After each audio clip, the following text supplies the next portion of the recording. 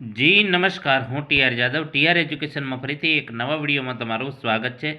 મિત્રો, જીએસઆરટીસી દ્વારા હેલ્પરની જે ભરતી જાહેર થઈ છે, આ હેલ્પરની ભરતીની તૈયારી માટે અમારી ચેનલમાં ફ્રી વિડીયો લેક્ચર સિરીઝ શરૂ કરવામાં આવી છે, જેમાં ટેકનિકલ અને નોન ટેકનિકલ બંને પ્રકારના વિડીયો અપલોડ કરવામાં આવે છે. તો અમારી ચેનલમાં મુલાકાત લઈ પ્લેલિસ્ટમાં જઈને તમે જોઈ શકો છો, તમામ વિડીયો લેક્ચર અપલોડ કરેલા છે. તો મિત્રો, આ વિડીયોમાં વાત કરીશું હેલ્પર માટે ખૂબ જ ઉપયોગી એમસીક્યુ મિકેનિક, ડીઝલ અને એમએમએના મોસ્ટ આઈએમપી પ્રશ્ન છે. ભાગ 7 અગાઉ ભાગ 6 અપલોડ કરેલા છે, જે તમે પ્લેલિસ્ટમાં જઈને જોઈ શકો છો. ચાલો મિત્રો, સ્ટાર્ટ કરીએ. પ્રથમ નંબરનો પ્રશ્ન, સુપરચાર્જિંગનો હેતુ શું છે? તો સુપરચાર્જિંગ કેમ કરવામાં આવે છે? તો મિત્રો, સુપરચાર્જિંગનો હેતુ છે પ્રતિ બીએચપી એટલે કે બ્રેક હોર્સ પાવર એન્જિનનું દળ ઘટાડવું, એન્જિન દ્વારા રોકાતી જગ્યા ઘટાડવી, વધુ પાવર જરૂરી હોય ત્યારે આઉટપુટ પાવર વધારવો, ઉપરના બધા હેતુઓ માટે. તો તેનો સાચો જવાબ છે ઉપરના બધા હેતુઓ માટે સુપરચાર્જિંગનો કરવામાં આવે છે. એના પછી વાત કરીશું, પેટ્રોલની સરખામણીમાં ડીઝલનું સ્વયં ઇગ્નિશન તાપમાન ખાલી જગ્યા હોય છે સરખું, વધુ, ઓછું, ફ્યુલની ગુણવત્તા પર આધાર. તો પેટ્રોલની સરખામણીમાં ડીઝલનું સ્વયં ઇગ્નિશન તાપમાન વધુ હોય છે. એના પછી વાત કરીશું, પેટ્રોલ એન્જિન સિલિન્ડરમાં કાર્બન જમા થવાથી કયો પેરામીટર વધે છે? દાબ ગુણોત્તર, વોલ્યુમેટ્રિક કાર્યદક્ષતા, સ્વેપ્ટ વોલ્યુમ, ક્લિયરન્સ વોલ્યુમ. તો પેટ્રોલ એન્જિનમાં સિલિન્ડરમાં કાર્બન જમા થવાથી દાબ ગુણોત્તર વધે છે. એના પછી વાત કરીશું, દર્શિત ઉષ્મીય દક્ષતા અને એર સ્ટાન્ડર્ડ દક્ષતાનો ગુણોત્તર ખાલી જગ્યા છે વોલ્યુમેટ્રિક કાર્યદક્ષતા, રિલેટિવ કાર્યદક્ષતા, ઓવરઓલ કાર્યદક્ષતા કે યાંત્રિક કાર્યદક્ષતા. તો જે દર્શિત ઉષ્મીય દક્ષતા અને એર સ્ટાન્ડર્ડનો જે દક્ષતાનો ગુણોત્તર છે એને રિલેટિવ કાર્યદક્ષતા તરીકે ઓળખવામાં આવે છે. એના પછી વાત કરીશું, કયા એન્જિનનો ઉપયોગ દરિયાના પાણીને વોટર કુલિંગ માટે વાપરવામાં આવે છે? કયા એન્જિનનો ઉપયોગ દરિયાના પાણીને વોટર કુલિંગ માટે વાપરવામાં આવે છે? Aircraft engine, marine engine, heavy vehicle engine, light motor vehicle engine. તો મરીન એન્જિનનો ઉપયોગ ક્યાં થાય છે? દરિયાના પાણીને વોટર કુલિંગ માટે થાય છે. એના પછી વાત કરીશું, સ્ટાર્ટિંગ સિસ્ટમમાં મજબૂત ઇલેક્ટ્રોમેગ્નેટિક સ્વિચ કઈ છે? સ્ટાર્ટિંગ સિસ્ટમમાં મજબૂત ઇલેક્ટ્રોમેગ્નેટિક સ્વિચ કઈ છે? Starter switch, solenoid switch, ignition switch, starter push switch. તો સ્ટાર્ટિંગ સિસ્ટમમાં મજબૂત ઇલેક્ટ્રોમેગ્નેટિક સ્વિચ સોલેનોઇડ સ્વિચ છે. નેક્સ્ટ, સિલેક્ટિવ કેટાલિક રિડક્શન એટલે કે એસસીઆરનો હેતુ શું છે? CO2માં ઘટાડો કરવો, પીએમમાં ઘટાડો કરવા, NOxમાં ઘટાડો કરવા કે SCમાં ઘટાડો કરવા માટે. તો સિલેક્ટિવ કેટાલિક રિડક્શન એટલે કે એસસીઆરનો હેતુ છે NOxમાં ઘટાડો કરવાનો. નેક્સ્ટ, EVAP કેનિસ્ટરનો હેતુ શું છે? એક્ઝોસ્ટ ગેસને ટ્રેપ કરવા માટે, તાજી હવાને ટ્રેપ કરવા, લીક બંધ કરવા માટે, બળતણની વરાળને ટ્રેપ કરવા માટે. તો EVAP કેનિસ્ટરનો હેતુ છે બળતણની હવાને ટ્રેપ કરવા માટે થાય છે. એના પછી વાત કરીશું, કોમ્યુટેટરનો ઉપયોગ ક્યાં થાય છે? Dynamo, alternator, transformer, ignition coil. તો કોમ્યુટેટરનો ઉપયોગ છે ડાયનેમોમાં એનો ઉપયોગ થાય છે. નેક્સ્ટ, એન્જિનને ક્રેક કરવા માટે કઈ સિસ્ટમનો ઉપયોગ થાય છે? Charging system, lighting system, starting system, cooling system. તો એન્જિનને ક્રેક કરવા માટે સ્ટાર્ટિંગ સિસ્ટમનો ઉપયોગ થાય છે. નેક્સ્ટ, વાહનનો કયો ભાગ વીજળી ઉત્પન્ન કરે છે? Battery, starting motor, alternator, ignition coil. તો વાહનનો જે અલ્ટરનેટર છે એ વીજળી ઉત્પન્ન કરે છે. નેક્સ્ટ, અલ્ટરનેટરના ઘોઘાટનું સંભવિત કારણ કયું છે? અલ્ટરનેટરમાં જે ઘોઘાટ એનું કારણ શું છે?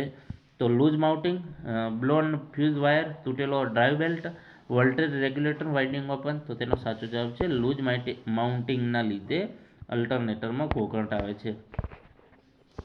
એના પછી વાત કરીશું, એન્જિનમાં ઓઇલ પ્રેશર ઓછું થવાનું કારણ શું છે? ખામીયુક્ત પ્રેશર રિલીફ વાલ્વ એસેમ્બલી, ખામીયુક્ત pressure gauge, loose battery clamp, air cleaner ભરાયેલું હોવું જોઈએ. તો એન્જિનમાં ઓઇલ પ્રેશર ઓછું થવાનું કારણ છે ખામીયુક્ત પ્રેશર રિલીફ વાલ્વ એસેમ્બલી. એના પછી વાત કરીશું, એન્જિન ચાલુ ન થવાના યાંત્રિક કારણો શું હોય છે? Starter motor mounting belt loose, ખામીયુક્ત અલ્ટરનેટ, ખામીયુક્ત થર્મોસ્ટેટ વાલ્વ, ભરાયેલા ફ્યુઅલ ફિલ્ટર. તો એન્જિન ચાલુ ન થવાના યાંત્રિક કારણોમાં ભરાયેલા ફ્યુઅલ ફિલ્ટર. નેક્સ્ટ, કેમ શાફ્ટને કયા મટીરિયલમાંથી બનાવવામાં આવે છે? Forge alloy, copper alloy, aluminium alloy, zinc alloy. તો કેમ શાફ્ટને ફોર્જડ એલોય સ્ટીલમાંથી બનાવવામાં આવે છે. એના પછી વાત કરીશું એન્જિન ચાલુ ન થવાનું કારણ શું છે? ખામીયુક્ત ઓઇલ પંપ, ખામીયુક્ત સ્ટાર્ટર સ્વિચ, અયોગ્ય વાલ્વ સમય, ફ્યુઅલમાં પાણી ન હોવું. એન્જિન ચાલુ ન થવાનું કારણ છે અયોગ્ય વાલ્વ સમય. એના પછી વાત કરીએ બોરની ટેપર અને ઓવાલિટીની અસર શું છે? તો કમ્પ્રેશન લોસ, મિસ ફાયરિંગ, મુશ્કેલ શરૂઆત, ખોટા વાલ્વ ટાઈમિંગ. તો બોરની ટેપ અને ઓવાલિટી એટલે કે અંડાકારની અસર શું છે? તો કમ્પ્રેશન લોસ. નેક્સ્ટ, સ્ટાર્ટિંગ સિસ્ટમમાં ચુંબકીય ક્ષેત્ર ઉત્પન્ન કરવા માટે કયું વાઇન્ડિંગ મદદ કરે છે? Armature winding, field winding, solenoid winding, compound winding. તો સ્ટાર્ટિંગ સિસ્ટમમાં ચુંબકીય ક્ષેત્ર ઉત્પન્ન કરવા માટે ફિલ્ડ વાઇન્ડિંગ મદદ કરે છે. નેક્સ્ટ, ક્રેન્કશાફ્ટના મુખ્ય જનરલના વ્યાસને માપવા માટે કયા સાધનનો ઉપયોગ કરવામાં આવે છે? Inside micrometer, outside micrometer, 3 point internal micrometer, master ring gauge. તો ક્રેન્કશાફ્ટના મુખ્ય જનરલના વ્યાસને માપવા માટે આઉટસાઇડ માઇક્રોમીટરનો ઉપયોગ થાય છે. નેક્સ્ટ, રોલર બેરિંગ દ્વારા કયો લોડ ભાર લેવામાં આવે છે? Radial load, axial load, thrust load, radial અને એક્સિયલ ભાર. તો રોલર બેરિંગ દ્વારા રેડિયલ અને એક્સિયલ ભાર અથવા તો લોડ. નેક્સ્ટ, એર કુલિંગ એન્જિનમાં ગરમીને કાઢી નાખવા માટે કયો ભાગ મદદ કરે છે? Engine piston, engine crankshaft, exhaust pipe, cylinder અને હેડ ફિન્સ. એર કુલિંગ એન્જિનમાં ગરમીને કાઢી નાખવા માટે સિલિન્ડર અને હેડ ફિન્સનો ઉપયોગ થાય છે. નેક્સ્ટ, બીડીસી પછી વાલ્વ બંધ થાય ત્યારે સંદર્ભ માટે કયો શબ્દ વાપરવામાં આવે છે? Lead, advance, lag, overlap. તો બીડીસી પછી વાલ્વ બંધ થાય ત્યારે લેગ શબ્દ વાપરવામાં આવે છે. નેક્સ્ટ, પિસ્ટનમાં ડબલ નોકનું કારણ શું છે? Piston worn out, piston ring worn out, piston pin અને બોસ વર્ન આઉટ. તો પિસ્ટનમાં ડબલ નોકનું કારણ છે પિસ્ટન પિન અને boss worn out. Next, lubrication system સાથે શું સંબંધિત છે?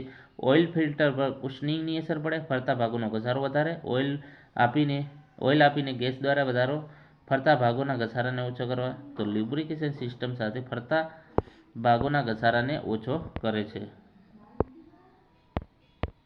નેક્સ્ટ, ફ્યુઅલ ફિલ્ટર અને ઇન્જેક્ટર વચ્ચે કઈ ફ્યુઅલ પાઇપ લાઇનમાં આવે છે? Suction pipe, pressure pipe, vacuum pipe, overflow pipe. તો ફ્યુઅલ ફિલ્ટર અને ઇન્જેક્ટર વચ્ચે ઓવરફ્લો પાઇપ આવે છે. નેક્સ્ટ, HEUIમાં કેટલી ફ્યુઅલ ચેમ્બર હોય છે? 1, 2, 3, 4. તો HEUIમાં 3 ફ્યુઅલ ચેમ્બર હોય છે. સોરી મિત્રો, 2 ફ્યુઅલ ચેમ્બર હોય છે. નેક્સ્ટ, ટર્બોચાર્જર કોમ્પ્રેસર હાઉસિંગ આઉટલેટ ક્યાં જોડાયેલું હોય છે? એર ક્લીનર સાથે, ઇનલેટ મેનિફોલ્ડ સાથે, એક્ઝોસ્ટ મેનિફોલ્ડ સાથે, ઓઇલ ફિલ્ટર સાથે. તો ટર્બોચાર્જર કોમ્પ્રેસર હાઉસિંગ ઇનલેટ મેનિફોલ્ડ સાથે સંકળાયેલું છે અથવા તો જોડાયેલું છે. નેક્સ્ટ, થર્મોસાઇફન સિસ્ટમમાં પાણીનું સ્તર નીચે આવવાની અસર શું થાય છે? સતત સર્ક્યુલેશન, ઓછું સર્ક્યુલેશન, બંધ સર્ક્યુલેશન, ઉચ્ચ સર્ક્યુલેશન. તો થર્મોસાઇફન સિસ્ટમમાં પાણીનું સ્તર નીચે આવવાની અસર બંધ સર્ક્યુલેશનના કારણે. એના પછી વાત કરીશું 2 સ્ટ્રોક એન્જિનમાં કયા પ્રકારની લુબ્રિકેશન સિસ્ટમ વપરાય છે? Dry sump lubrication, wet sump lubrication, petrol oil lubrication, plus lubrication. તો 2 સ્ટ્રોક એન્જિનમાં પેટ્રોલ ઓઇલ લુબ્રિકેશન વપરાય છે. નેક્સ્ટ, કયું ઇલેક્ટ્રોનિક સાધન એન્જિન સિસ્ટમને નિયંત્રિત કરે છે? Regulator, ECM, fuse, switch. તો તેનો સાચો જવાબ છે ECM જે છે ઇલેક્ટ્રોનિક સાધન એન્જિન સિસ્ટમને નિયંત્રિત કરે છે અથવા તો કંટ્રોલ કરે છે.